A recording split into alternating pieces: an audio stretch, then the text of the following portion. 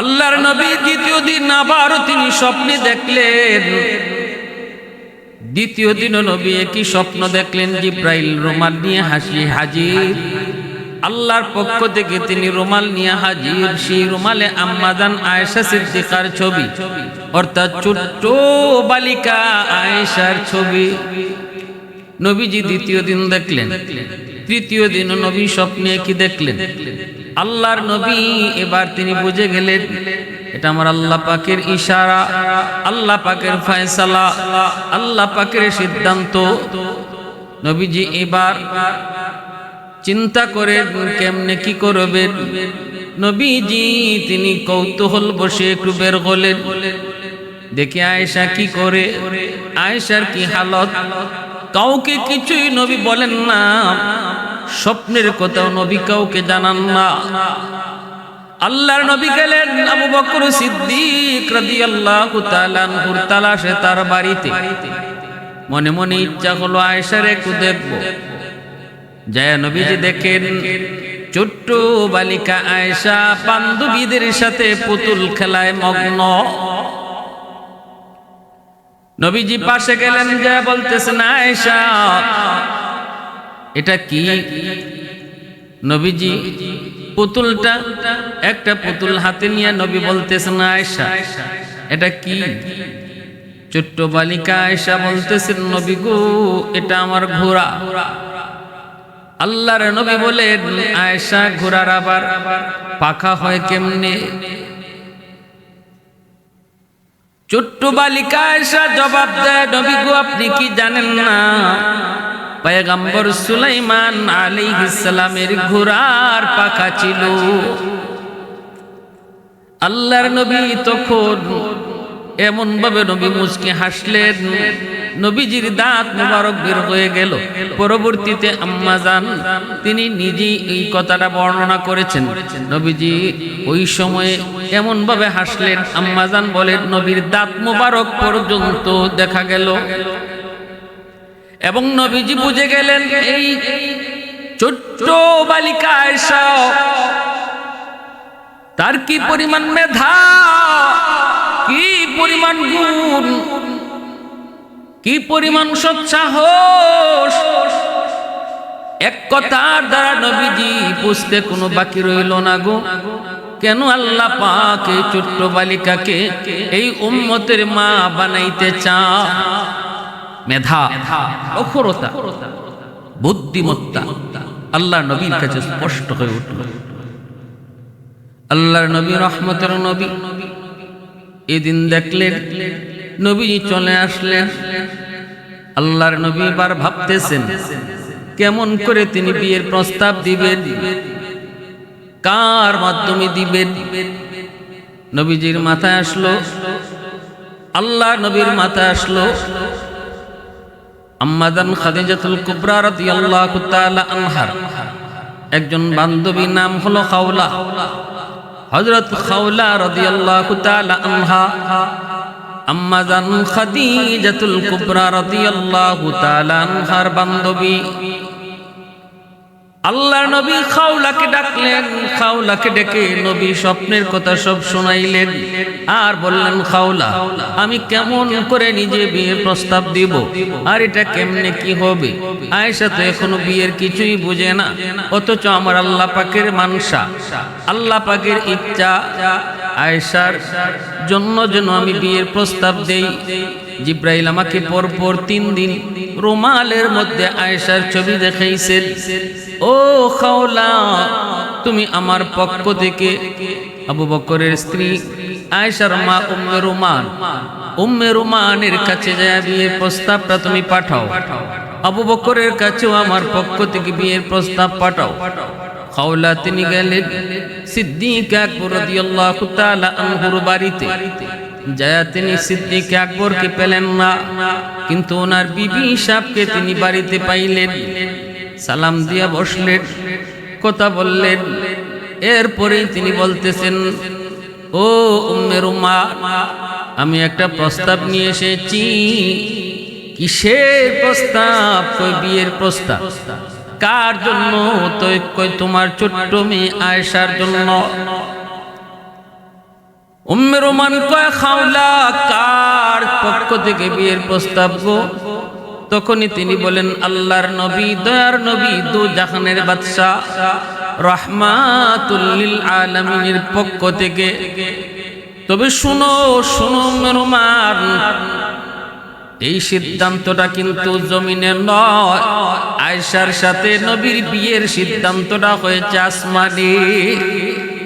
একদিন নয়, পরপর 3 দিন আল্লাহ জিব্রাইলকে পাঠায়া আয়েশার ছবি রুমালের মাধ্যমে নবীরে দেখাইছে। এটা আল্লাহর সিদ্ধান্ত। এবার তুমি বলো। বলা মাত্রই উম্মে রোমান তিনি সিজদায় পড়ে আল্লাহর শুকরিয়া আদায় করেন। এ তো আমার জন্য খুশনসিব, আমার জন্য খুশনসিব। এখান থেকেই পরিষ্কার বুঝে আসে তৎকালীন সময়ে ছোট্ট মেয়েদের বিয়ে শাদী তাদের সামাজিক রসুমে রেওয়াজের মধ্যে স্বাভাবিক ঘটনা ছিল। আমাদের সমাজের মতো যদি হইতো তাহলে মার আসমান ভাঙ্গিয়া মাথা পড়তো, কইতো এটা কেমন কথা, আমার ছোট্ট মেয়ে এখনো তো বিয়ের কিছুই বোঝে না, কোন বিবেকে তুমি বিয়ের প্রস্তাব দিয়েছো? কিন্তু না না, ওই সময়টাতে ছোট্ট মেয়েদের বিবাহ শাদী তাদের সমাজে প্রচলন ছিল, যার কারণে তিনি অবাক হন নাই, বরং শুকরিয়া আদায় করে আল্লাহর কুদরতি কদমে সিজদায় পড়লেন। শুধু তাই নয় গো, আমার নবী রহমতের নবী আম্মা জান আয়েশা সিদ্দিকা রাদিয়াল্লাহু তাআলা আনহার বয়স যখন 9 বছর তখন বিয়ে করলেন। আবু জাহেল নবীকে কত অপবাদ দেয়, নবীর বিরুদ্ধে কিভাবে লাগলো, মুনাফিকের দল নবীর বিরুদ্ধে কত চেষ্টা করলো নবীর চরিত্রে কলঙ্ক দেওয়ার জন্য, আল্লাহর নবীকে মানুষের কাছে হেয় করার জন্য, ছোট করার জন্য। আল্লাহর নবীর বিরুদ্ধে কত কথাই না ওরা বলেছে, কিন্তু কোন কিতাবে এমন কোন কথা পাওয়া যায় না আবু জাহেল মক্কার কাফির বেদিন বেঈমানরা নবী কম বয়সে বিয়ে করেছেন আম্মা জান আয়েশাকে, এই নিয়ে তারা কোনো কটাক্ষ করেছে, মন্দ বলেছে, নবীর সমালোচনা করেছে, এমন কোন একটা নজির কোথাও খুঁজে পাওয়া যায় না। ভালো করে বুঝবেন যে মানুষগুলো আমার নবীকে একদম মাটিতে দাবায় দেওয়ার জন্য জানে প্রাণে চেষ্টা করেছে। যদি এই রসুলের আম্মাজানকে কম বয়সে বিয়ে করাটা তাদের সমাজে এটা দূষণীয় হতো, তাহলে সবার আগে তারা আল্লাহর নবীর বিরুদ্ধে এই কথাটাই সমাজে অপপ্রচার চালাইতো যে মুহাম্মদ দেখছো কেমন, ছোট্ট বালিকা আয়েশা পুতুল খেলা খেলে তারে বিয়ে করে ফেলছে। আমাদের সমাজের যে সমস্ত নাস্তিকগুলি তসলিমা মার্কা, যারা আজকে রসুলের এই বিয়েটি আল্লাহ নবীর মন্দ বলে, তাদের বুঝার স্বার্থে বলছি, একটু বিবেক খাটান, সুকে কথা কয়ে, একটু বিবেক খাটায় কথা, একটু নিজের বিবেককে জিগান। মুনাফিক সর্দার আব্দুল্লাহ বিন উবাই সে কি নবীজির এই বিষয়টা ছেড়ে দিত যদি তাদের কাছে এটা দূষণীয় হইতো? কই, তারা তো এই কথা বলছে মুহাম্মদ আমাদের বাপ দাদার ধর্ম মানে না, মুহাম্মদ বাপ বেটা ঝগড়া লাগায়, মুহাম্মদ ভাইয়ে ভাইয়ে ঝগড়া লাগায়, মুহাম্মদের কাছে কেউ যেও না, মুহাম্মদ এই ভালোর জন্য কয়, নবীর জন্য। সিদ্দিক আকবর এই কথা শোনার পর তিনিও আল্লাহ পাকের কুদরতি কদমে শুকরিয়াতান সিজদায় পড়ে গেলেন। আবু বকর সিদ্দিক বলে, খাওলা মনে মনে এমন কত ইচ্ছা ছিল গো, নবীজির সঙ্গে আমার একটা সম্পর্ক করব, একটা আত্মীয়তার সম্পর্ক করব, আমার মনে মনে অনেক আশা ছিল, আল্লাহ পাক আমার মনের আশাটা মনে হয় পূরণ করেছে। কিন্তু খাওলা একটা বিষয় আমার জানতে মন চায়, নবী তো আমাকে ভাই ডাকেন, আল্লাহর নবী তো আমার সম্পর্কে ভাই, অতএব আয়েশা তো নবীজির বাতিজি, এই বিষয়টা কিভাবে কেমনে কি হবে, চাচা ভাতিজির মধ্যে বিয়ে হয় কি হয় না, এই বিষয়টা আমার ক্লিয়ার নয়। খাওলা নবীর কাছে জানতে চাইলেন, আল্লাহর নবী বলেন, খাওলা যায় বলো আয়েশা আমার আপন ভাতিজি নয়, আপন রক্তের ভাতিজি, চাচার সাথে বিয়ে বন্ধনে হারাম, কিন্তু আপন ছাড়া যদি হয় তাহলে এখানে বিবাহ হয়। এজন্য ভালো করে বুঝবেন শরীয়তের মাসালা।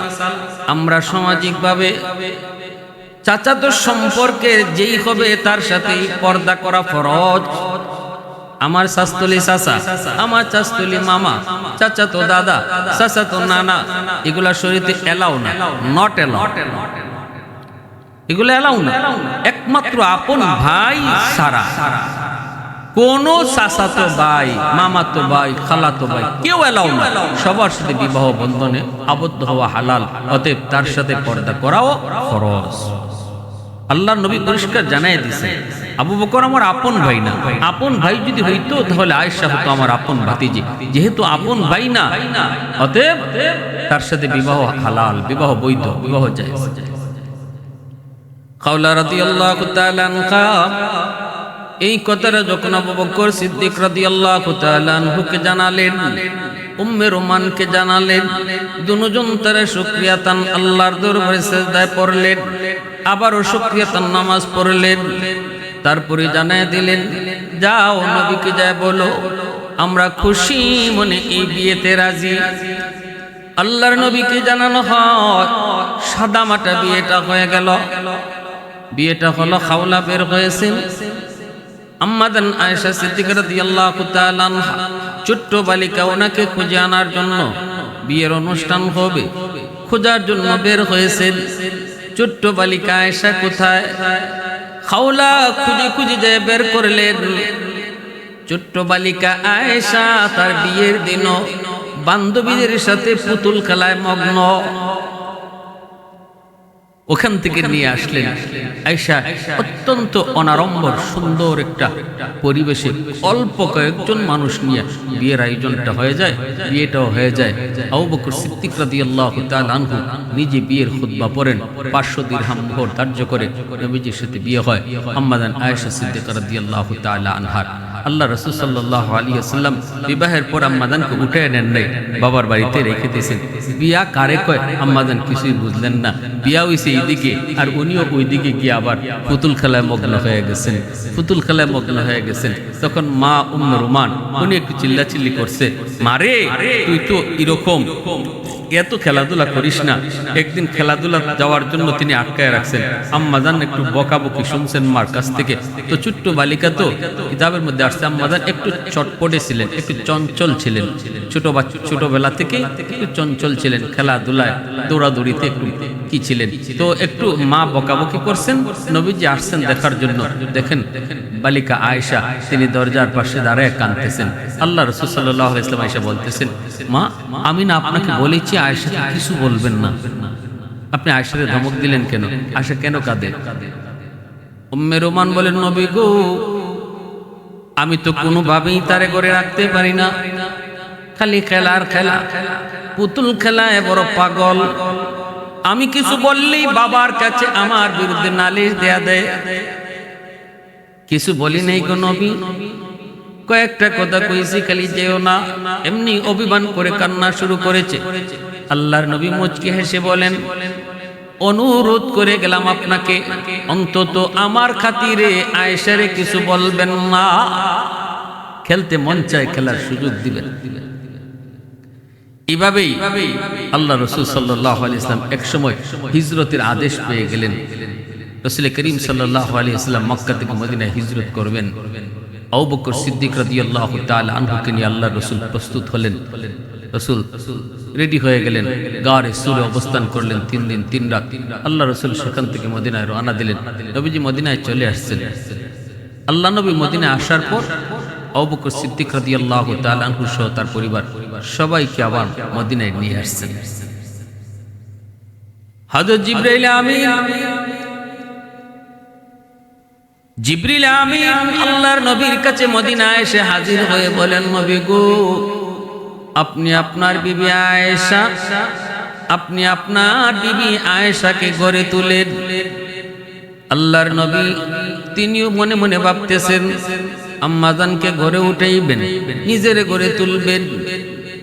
আবু বকর সিদ্দিক রাদিয়াল্লাহু তাআলা আনহুর সাথে পরামর্শ করেন। সিদ্দিক বলেন, নবী গো আমিও তো চাই আয়েশা আপনার ঘরে যাক। নবী বলে, সিদ্দিক আমি তো চাই কিন্তু আমি মোহর দিব কেমন করে গো? 500 দিরহাম মোহর দিব কোত্থেকে?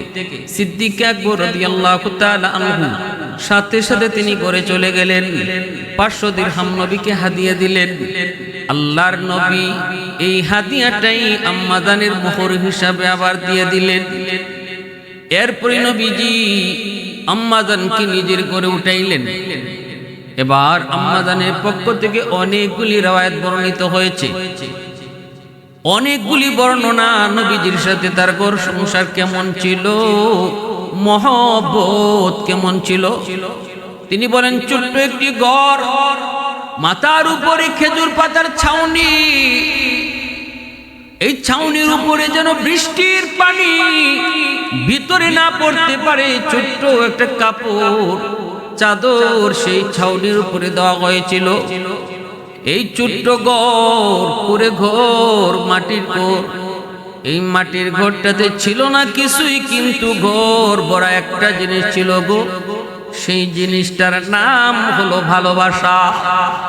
আমি আল্লাহর নবীর কাছ থেকে বুক ভরা ভালোবাসা পেয়েছি। মকমলের বিছানা পাই নাই, সোফা পাই নাই, এসি পাই নাই, কিন্তু ভালোবাসা পেয়েছি, ভালোবাসা পেয়েছি, বুক ভরা ভালোবাসা পেয়েছি। আল্লাহর নবী আমাকে কি পরিমাণ ভালোবাসতেন। নবী আমার যেই গ্লাসটাতে আমি পানি পান করতাম, আল্লাহর নবী বলতেন, আয়েশা অর্ধেকটা পানি আমারে দিও, পুরাটা খায়ও না। অর্ধেক পানি যখন আমি নবীকে দিতাম, আল্লাহর নবী এই আমার খাওয়া পানিটা তিনি খাইতেন, কিন্তু খাওয়ার সময়ও আমার ঠোঁটটা যেই জায়গায় লাগায় আমি পান করেছি, গ্লাসের ওই জায়গাটাতেই নবীজি নিজের ঠোঁট লাগায়া পানি পান করতেন, আর আমার দিকে মুচকি হেসে নবী হাসতেন। শুধু তাই নয়, গোশত খেয়েছি। নবীজি বলে, আয়েশা হাড্ডির গোশতটা সব চাবায় খেও না, আমাকে কিছু দিও। আমি যদি হাড্ডির গোশত নবীকে দিতাম, মায়ার নবী আমি যেখানে লাগে দাঁত লাগায় কামড় দিয়েছি, ওই জায়গাটাতে তিনি কামড়ায় গোশত খাইতেন, আর মহব্বত তিনি বুঝাইতেন, ভালোবাসা তিনি বুঝাইতেন। আমি আল্লাহর নবীকে আমার জানের চেয়েও বেশি মহব্বত করতাম। ভালোবাসা ছিল কি পরিমাণ, কি পরিমাণ মধুর সম্পর্ক ছিল।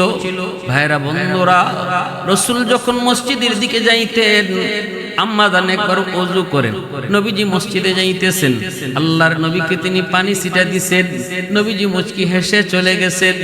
আল্লাহর নবী ছোট্টবেলা আম্মাজানকে নিয়ে তিনি দৌড় প্রতিযোগিতাও দিয়েছেন, এমন একটা জায়গা যেখানে কেউ নাই। নবীজি বলছেন, আয়েশা চন্দনীরা চলো আমরা দৌড় প্রতিযোগিতা দেই, কে আগে চলে যায়। আম্মাজান বলেন, আমি পাতলা ছিলাম, ছোট্ট ছিলাম, আমি নবীর আগে চলে গেলাম, আমি জয়ী হলাম।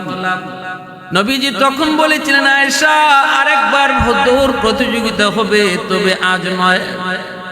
যেদিন আমি ভারী হয়ে গিয়েছি, আমার যখন বয়স বেড়ে গিয়েছে, কোনো একদিন আবার এই চাঁদনি রাতে এই রাস্তা দিয়ে আমি আর রাসূল কোথাও যাইতেছিলাম। নবীজি বলে, আয়েশা মনে আসেনি, আজ থেকে কয়েক বছর আগে এই জায়গায় এই সমতল ভূমিতে তোমাকে নিয়ে আমি দৌড় প্রতিযোগিতা দিয়েছিলাম, তুমি জয়ী হয়েছিলে, আজ চলো আবার প্রতিযোগিতা করি। আম্মাজান বলেন, আমি ওই দিন ভারী হয়ে গেছি, দৌড় দিয়েছি নবীর সঙ্গে, নবী আমাকে পিছনে রেখে আগে চলে গেছেন। এরপরে নবী আমাকে বুকে জড়ায় বলছেন, আয়েশা ওই দিনের বদলা আজ আমি নিলাম, ওই দিন হয়েছিলে তুমি জয়ী, আজ আমি হলাম জয়ী, সমান সমান। সুবহানাল্লাহ। ভালোবাসা বিয়ের আগে নয়, ভালোবাসা হবে বিয়ের পরে, স্ত্রীর সাথে আল্লাহ নবীর আদর্শ। আম্মাজান বলেন, মায়ার রাসূল দয়ার নবী এতটা মহব্বত আমারে করতেন, এতটা ভালোবাসতেন, আমিও আমার জানের চেয়ে বেশি ভালোবাসতাম। একদিনের ঘটনা, রাসূল ওযু করবেন, আম্মাজান বলেন, আমি একটা জল চকি দিছি, নবীরে কইছি, ইয়া রাসূলুল্লাহ আপনি বসেন, আমি ওযুর পানি দিচ্ছি। ওই জল চকিটা নবীজি যখন বসাইবেন, বসানোর সময় জল চকি আম্মাজান আয়েশা সিদ্দিকা রাদিয়াল্লাহু তাআলা আনহার একটা আঙ্গুলের উপর পড়ে গেল, আঙ্গুলের উপর পড়ে গেল। আম্মাজান পা সরাইতে পারেন নাই, নবীজি জলচকিতে বসে পড়লেন। বসা মাত্রই আম্মাজানের পার আঙ্গুলটা একদম থেতলে গেল, কিন্তু আম্মাজান উফ শব্দটা বলেন নাই গো, আহ শব্দটাও বলেন নাই। কারণ এখন যদি উফ বলেন তাহলে নবীজি জলচকি থেকে উঠতে হবে, নবীজি মনে কষ্ট পাবেন। এতটুকু কষ্ট আমি আয়েশা নবীকে দিতে পারবো না। প্রয়োজনে আমার আঙ্গুল সেচে যাক, আমার আঙ্গুল থেকে রক্ত বের হোক, তবু আমি নবীকে এই কথা বলবো না। নবী গো আপনি একটু উঠেন। আল্লাহ নবীকে ওযুর পানি দিতেছেন, নবীজি তো এদিকে জানেন না আম্মা জানের পায়ের থেকে রক্ত। আল্লাহ নবী তো টের পান না, টের পাওয়ার কথাও না। নবীজিকে ওযু দিতে ওযুর পানি গড়া দিতেছেন, ওযুর পানির সাথে নবীজি দেখতে পেলেন রক্ত পানির সাথে যাইতেছে। আল্লাহর নবী তো অবাক হয়ে গেলেন, ঘটনা কি ওযুর পানির সাথে রক্ত কেন? নবীজি এবার চমকে উঠলেন, পিছনের দিকে তাকাইলেন, দাঁড়ায় গেলেন। এরপরে নবী দেখেন আম্মা জানের আয়েশা সিদ্দিকা রাদিয়াল্লাহু তাআলা আনহার পা মুবারক থেতলে সেখান থেকে রক্ত বের হচ্ছে। নবীজি সাথে সাথে জলচকিটা সরাইলেন। নবীজি বলতেছেন, আয়েশা, ও আয়েশা, এত কষ্ট তুমি কেন করলা? তোমার পায়ের উপরে আমি জলচকি নিয়ে বসে পড়েছি, এই জিনিসটা তুমি আমাকে একবারও বললা না কেন? আমি এত কষ্ট তোমাকে দিলাম, কেন তুমি আমাকে বললা না? রক্ত বের হচ্ছে। আম্মা জান তখন চোখের পানি মুছেন আর বলেন, নবী গো, কিসের পার কিসের হাত? আমি আয়েশার কলিজার মধ্যেও যদি আপনার জলচকি বসতো আর আমার কলিজা ছিদ্র হয়ে যেত, তবু আমি আপনাকে উঠেন গো নবী এই কথা বলে কষ্ট দিতাম না। अल्लाह मोहब्बत का उल्फत में तेरी वैसे ने दंदान को तूरा बू बकर उमर नक्श कदम तेरा न छूरा उल्फत में तेरी वैसे ने दंदान को तूरा बू बकर उमर नक्श कदम तेरा न छूरा आयुशाक नबी वाकी असरार मदीना सुल्तान का सुल्तान है सुल्तान मदीना सरकार का सरकार है सरकार मदीना गुलजार का गुलजार है गुलजार मदीना अल्लाह ने मक्का ही में काबा बनाया इस काबा का काबा तेरी मरकद को बनाया ऐसा लम्हा जी चले जा राह मदीना सुल्तान का सुल्तान है सुल्तान मदीना सरकार का सरकार है सरकार मदीना गुलजार का गुलजार है गुलजार मदीना আম্মাজান বলেন এতটা মহব্বত আমার অন্তরে ছিল নবীজির প্রতি, জনজনের ভালোবাসায় ছিল ঘরটা ভরপুর। তারপরেও রাসূল আমার সাথে লেপের নিচে শুয়ে আছেন। আল্লাহর রাসূল বলেন, আয়েশা, আমার ঠান্ডা লাগতেছে, তুমি আমাকে একটু উষ্ণতা দাও। আমি আল্লাহর নবীকে নিয়ে লেপের নিচে খাতার নিচে শুয়ে আছি, রাসূলের ঠান্ডার সময় রাসূলকে উষ্ণতা দিচ্ছি। ওই অবস্থায় আল্লাহর নবী হঠাৎ করে আমার ঘুম ভাঙলো, আমি দেখি নবী আমার পাশে নাই। আমি ঘুম থেকে উঠলাম, তাকায় দেখি আমার পাশেই আল্লাহর নবী সিজদায় পড়ে আল্লাহর কাছে কাঁদেন। আম্মা জান বলেন, আমি এমন একদিন নয় গো, বহুদিন আমি পেয়েছি রাসূল আমার পাশে শুয়ে আছেন, কিন্তু রাত যখন গভীর হতো আমি আয়েশা শুধু নয় দুনিয়ার সব মায়া মহব্বত কি পিছনে পালায়া সেই মালিকের ভালোবাসাকে প্রাধান্য দিয়া নবী সিজদায় পড়ে যেতে। এত সুন্দর রূপসী একজন বিবি যাকে আল্লাহর নবী হুমায়রা বলে ডাকতেন, আল্লাহর নবী হুমায়রা বলে ডাকতেন। আল্লাহর নবীর বিবিদের 9 জন বিবির মধ্যে আম্মা জান আয়েশা সিদ্দিকা রাদিয়াল্লাহু তাআলা আনহা তিনি ছিলেন একমাত্র কুমারী, তিনি ছিলেন একমাত্র কুমারী, আর সবাই ছিলেন বিবাহিতা। এমন একজন কুমারী সুন্দরী বিবির পাশেও নবী শুইছেন। তারপরেও এমন একদিন 2 দিন নয়, আম্মা জান বলেন প্রায় দিন নবীজি আমার পাশ থেকে উঠে যেতেন মহব্বত, এক অদৃশ্য ভালোবাসার টানে। কি সে অদৃশ্য ভালোবাসা, যে ভালোবাসার সামনে আমি আয়েশার ভালোবাসা কিছুই নয় গো। তিনি আর কেউ নন, তিনি হলেন আমার আপনার মালিক, তিনি হলেন আমার আপনার মালিক, তিনি হলেন আমার আপনার মালিক। আলহামদুলিমান কদ্দার খাইরান ওয়া খাবালা, আলহামদুলিমান কদ্দার খাইরান ওয়া খাবালা, ওয়া শুকরু লিমান সাওয়ারা হুসনান ওয়া জামালা। ফরদুন সামাদুন আন সিফাতিন খালকি বারিউন, রব্বুন আযালিয়্যুন খালাকাল খালকা কামালা। মহব্বত আর ভালোবাসা একমাত্র কার জন্য? আল্লাহর জন্য। মান আহাব্বা লিল্লাহ ওয়া আবগাদা লিল্লাহ ওয়া আ'তা লিল্লাহ ওয়া মানআ লিল্লাহ ফাকাদ ইসতাকমালাল ঈমান। আল্লাহ রাসূল বলেন, যে শুধু আল্লাহর জন্যই কাউকে ভালোবাসে, আল্লাহর জন্যই কারো থেকে দূরে থাকে, আল্লাহর জন্যই কাউকে দান করে, আল্লাহর জন্যই কাউকে দান করা থেকে বিরত থাকে, সে প্রকৃত মুমিন, খাঁটি মুমিন। দুনিয়ার ভালোবাসা, স্বামী স্ত্রী ভালোবাসা বলি, ভাই বোনের ভালোবাসা বলি, বন্ধু বন্ধুর প্রতি ভালোবাসা বলি, সব ভালোবাসা হবে একমাত্র কার জন্য? আল্লাহর জন্য। তখনই সেটা আল্লাহর জন্য হবে যখন সে আল্লাহর ভালোবাসার সামনে সব ভালোবাসাকে বিসর্জন দিতে পারবে। বোঝা গেল দুনিয়ার ভালোবাসা এটা সে আল্লাহর জন্যই ভালোবেসেছে, আল্লাহর ভালোবাসাকে সে প্রাধান্য দিয়েছে। আম্মা জান আয়েশা সিদ্দিকা রাদিয়াল্লাহু তাআলা আনহা বলেন, আল্লাহর নবী রহমতের নবী একদিন আমার পাশে নাই। আমি ঘুম থেকে উঠে দেখি রুমেও নাই। আমি নবীজিকে খোঁজার জন্য বের হয়েছি। আমি মনে মনে ভাবতেছিলাম নবী অন্য কারো বিবির ঘরে চলে গেছেন, কিন্তু না, খুঁজে খুঁজে আমি যে দেখলাম মদিনার পাশেই কবর জান্নাতুল বাকি, সেখানে নবীজি যায় কবরস্থানে যায় কাঁদতেছেন। আল্লাহর নবীর পিছনে দাঁড়ায় এই দৃশ্যটা দেখে আমি চুপি চুপি আবার চলে এসেছি। মনের ভিতরে আমার সন্দেহ ছিল নবীজি মনে হয় অন্য কোনো বিবির ঘরে চলে গেছেন। আল্লাহর নবী ঘরের ভিতরে ঢুকার আগে আগে আমি আবার বিছানায় শুয়ে পড়ছি, যেন নবী টের না পান আমি যে নবীকে ফলো করেছি, সন্দেহ করেছি, এটা যেন আল্লাহর নবী বুঝতে না পারেন। আমি বিছানায় শুয়ে পড়েছি, ঘুমের বান করেছি, কিন্তু নবীজি ঘরের ভিতরে ঢুইকা তিনি আমার ঘন ঘন শ্বাস, এটা বুঝেই নবী টের পেয়ে গেছেন।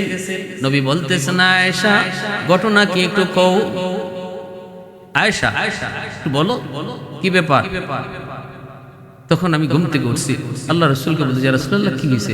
রসুল বলে, মুস্কি হাসে বলে, আয়েশা কি হয়েছে তোমার, কও তো, তুমি কইবা নাকি আমি আল্লাহরে কইব জিবরাইল পাঠাইতো? তখনই আম্মা জান ভয় পেয়ে গেছে, ইয়া রাসূলুল্লাহ জিবরাইল আসতে হবে না, নবীকে আমি আপনারে ফলো করছি, আমি মনে করছিলাম আপনি অন্য কোনো বিবির ঘরে গেছেন গা, এই জন্য আমি আপনারে ফলো করছি। জান্নাতুল বাকিতে দেখা আমি আবার পিছনে পিছনে তাড়াতাড়ি চলে আসছি, শরম পাইয়া যে হায় আমি ভাবছি কি আর রাসূল করছেন কি। আল্লাহ রাসূল বলে, আয়েশা আমি আল্লাহর রাসূল, আমি আল্লাহর পয়গম্বর, কোন নবী বা রাসূল কখনো খেয়ানত করতে পারে না।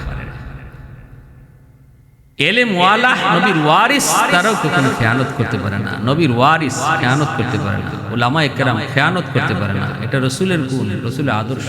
রাসূল বলে, আয়েশা আমি নবীর আল্লাহর পয়গম্বর, আমি নবী, আমি রাসূল, খেয়ানত করতে পারি না। এই চিন্তা, এই ধারণার কখনো অন্তরে রাখবে না। তাহলে আল্লাহ রাসূল সাল্লাল্লাহু আলাইহি ওয়াসাল্লামের সাথে আম্মা জানের ভালোবাসা ছিল, কিন্তু সব ভালোবাসার উপরে সবচেয়ে বড় ভালোবাসা, সবচেয়ে বেশি ভালোবাসা ছিল রাসূলের আল্লাহর সাথে, মালিকের সাথে, মাবুদের সাথে। এই অবস্থায় সংসার কেটেছে আল্লাহর নবীর সাথে। আম্মা জান আয়েশা সিদ্দিকা রাদিয়াল্লাহু তাআলা আনহা কোন সন্তান হয় নাই। নবীজির যত সন্তান হয়েছেন সব সন্তান আম্মা জান খাদিজাতুল কুবরা রাদিয়াল্লাহু তাআলা আনহার গর্ভ থেকে। আল্লাহ রসুলের ইন্তেকাল হয়েছে আম্মাজানের কুলে। আম্মাজান আয়েশা সিদ্দিকা রাদিয়াল্লাহু তাআলা আনহার কুলে নবীজির ইন্তেকাল হয়েছে।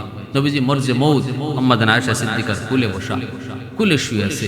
ওই অবস্থায় নামাজ শুরু হয়ে যাবে। রসুল মদিনা মসজিদে যেতে পারেন না, আল্লাহ রসুল উঠতে পারেন না, এত অসুস্থ। রসুল বলেন আমার অনুপস্থিতিতে আমার আবু বকরকে নামাজ পড়তে বলো, আমার আবু বকরকে নামাজ পড়াইতে বলো। আম্মাজান বলতেছিলেন রাসূলুল্লাহ আপনার জায়গায় আমার আব্বা পারবেন না, আব্বার দিল নরম। রসুল বলে আয়েশা আমি যা বলেছি এটাই সিদ্ধান্ত, আমার আবু বকর নামাজ পড়াও। সিদ্দিক আকবর নামাজ পড়াইছেন। আল্লাহ রসুল জানালা দিয়ে তাকায় তাকায় দেখছেন আর আল্লাহ শুকরিয়া আদায় করেছেন, মালিক আমি দুনিয়া থেকে বিদায়ের পর আমার উম্মত কিভাবে নামাজ পড়বে, কিভাবে চলবে, এটা তুমি আমার নিজের চোখে দেখাইছো। শুকরিয়া আল্লাহর দরবারে। রসুল আম্মাজানের ঘরে ইন্তেকাল করেছেন। আল্লাহ রসুল সাল্লাল্লাহু আলাইহি ওয়াসাল্লাম আম্মাজানের কোলে তিনি ইন্তেকাল করেছেন। এরপরে আল্লাহ রসুল সাল্লাল্লাহু আলাইহি ওয়াসাল্লাম ইন্তেকালের পর আম্মাজান আয়েশা সিদ্দিকা রাদিয়াল্লাহু তাআলা আনহা তিনি আরো দীর্ঘদিন বেঁচে ছিলেন। এমনকি জঙ্গে জমলে তিনি অংশগ্রহণ করেছিলেন। হযরত আমির মুআবিয়া রাদিয়াল্লাহু তাআলা আনহুর পক্ষে যুদ্ধে তিনি